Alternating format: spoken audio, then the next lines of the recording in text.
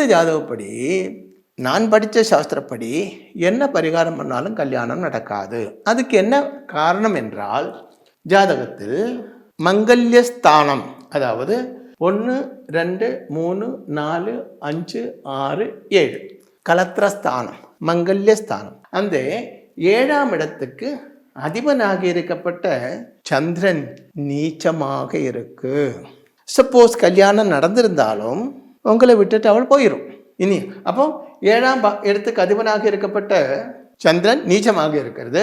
இனி அங்கே 1 2, அதாவது சனிக்கு 3ஆம் இடத்தில் தரிசனம் இருக்கு. சனி தான் இருக்கப்பட்ட இடத்துல இருந்து 1 2 3, அதாவது 7ஆம் இடத்தில் 7ஆம் பாவாதிபன் நீச்சமாக இருக்கிறது மட்டுமல்ல, 7ஆம் இடத்தில் சனி பார்வை இருக்கிறது. சூரியன் சனி ராகு செப்பரேட்டிவ் டெண்டன்சி உள்ள கிரகம்.